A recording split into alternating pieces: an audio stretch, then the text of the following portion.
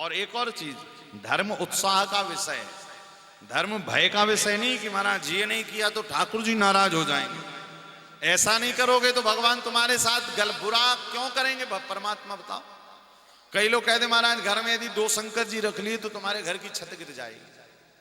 एक बार दिल्ली से परिवार आया यहीं वृंदावन ललिता आश्रम, तो हमारे पूज्य सदगुरुदेव भगवान से कहता महाराज हमारे घर में 2-2 शिवलिंग हैं और ऐसा ना हो, हमने कहीं सुना है कि जिसके घर में 2 शिवलिंग होते हैं उनकी घर की छत गिर जाती है। तो गुरुजी ने कहा कितने दिन से तुम्हारे घर में 2 शिवलिंग? बोले जन्म से।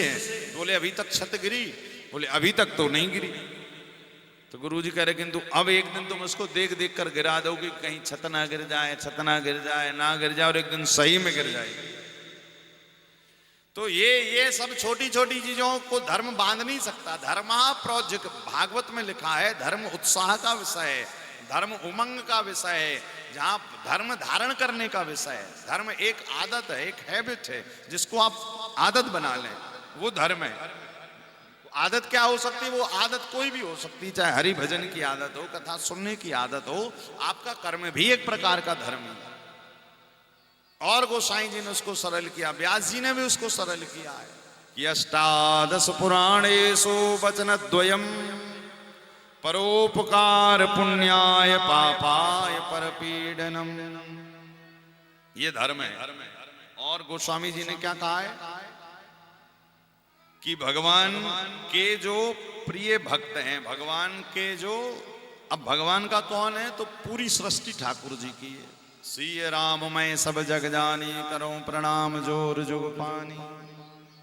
तो गोस्वामी जी ने एक चौपाई में धर्म बता दिया कि पर हेत सरेस धर्म नहीं भाई, पर हेत सरेस धर्म नहीं भाई, पर पीड़ा सम नहीं आधमाई, पर पीड़ा सम नहीं आधमाई, पर हेत सरेस धर्म नहीं भाई, पर हित सरेस धर्म नहीं भाई, पर पीड़ा सम नहीं आधमाई, पर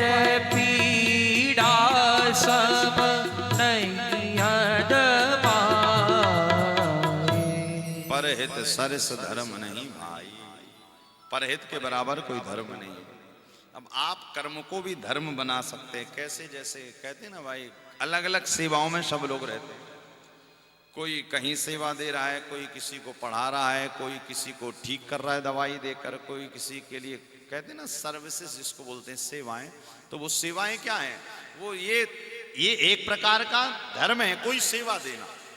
भाई आप अकेले कितनों का कल्याण कर रहे हैं, ये भी एक प्रकार की सेवा, ये भी एक प्रकार का परहित है।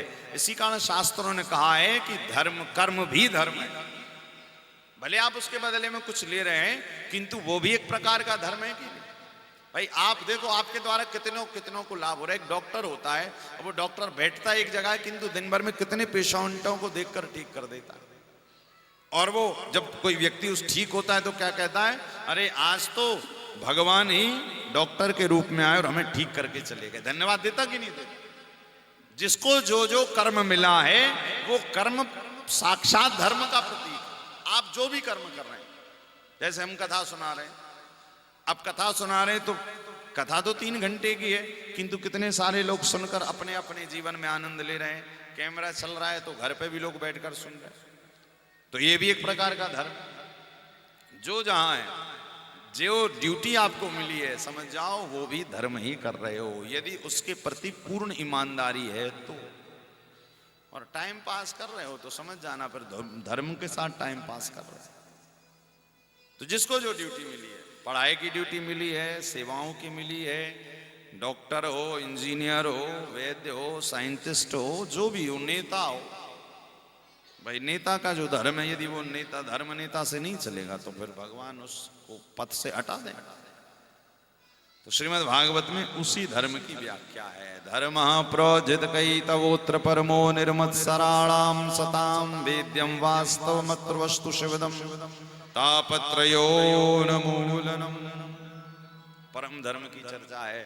परम धर्म क्या है? बोले किसी का भला हो जाना आपके द्वारा, किसी की भी भलाई हो जाए, चाहे एक कीड़े की भलाई हो जाए, एक गाय की भलाई हो जाए, एक पक्षी की भलाई हो। क्योंकि हमारे सनातन धर्म में सिखाया कि चींटी से लेकर और एक दैत्य, यानी जो दैत्य योनि में चला गया, उसकी भी मदद करनी चाहिए। कहते ना स्टेशनों में बस, अच्छा किसी की भलाई करने से, किसी की हेल्प करने से क्या मिलता है? किसी की हेल्प करने से आपको कुछ रुपया पैसा नहीं मिलता, करोड़ों गुना आनंद का अनुभव होता है कि वाह, आज हमारे द्वारा भगवान ने इतना अच्छा काम करवा लिया। हम लोग जब हरिद्वार कथा करते थे तो वहां पर कुष्ठ रोगी, आप देखेंगे इसमें फोटो लगी हुई है, तो उसमें देखो एक फोटो लगी, वो मैया जिसके हाथ नहीं है, वो उसकी फोटो लगी है इसमें, और बड़े आशीर्वाद देती है वो। जब जब हम लोग हरिद्वार जाते हैं, तो जब हम लोग इनके पहले कोविड आया था तो कुछ भी नहीं था इनके यहाँ, भोजन इत्यादि की बड़ी समस्या, तो ये अपने आप इन लोगों के अंग गल गल कर जमीन पर गिरते हैं और को जाने वाला तो कोई है ही नहीं। तो उस समय हम हाउ ठाकुर जी की कृपा, तो हम लोग गए, जाकर के जब सबसे पहले यही मैया मिली, बोले महाराज रोटी दे दो। हमने कहा कब से भोजन नहीं किया? बोले कई दिन हो गए। तो उस समय तो तुरंत में गए थे, तो इसके भोजन की व्यवस्था कराई, फिर धीरे धीरे कंबल, दवाइयाँ, उसमें सारी फोटो लगी हुई, ट्राईसाइकिल, वहाँ पर निर्माण कार्य, भोजन भंडारा, सारी व्यवस्थाएं। और अब वर्तमान, पहले तो हमने 2-3 वर्ष जो हरिद्वार में कथाएं की हैं कोविड के समय, लगभग पूरी की पूरी कथाएं नहीं कुष्ठ रोगियों के लिए की, और 3 साल में इतने लोग जुड़ चुके वहां पे कि अब तो महाराज पता है सबको, हरिद्वार जाते हैं जो भी कथा सुनते हैं वो वहां पर जरूर जाकर कुछ ना कुछ करके आ जाते हैं। अभी एक हरियाणा की मैया है, वो आ नहीं पाई कथा में, उन्होंने लगभग 2500 कंबल वहां पर भेजे थे, वितरित करवाए थे हरिद्वार में कुष्ठ रोगियों के लिए, गंगा जी के तट, बहुत भीषण ठंडी थी। तो ऐसे ये सेवा है, और ये करने के बाद जो सुख मिलता है वो आपको इस जीवन में कुछ और करने के बाद मिल ही नहीं सकता।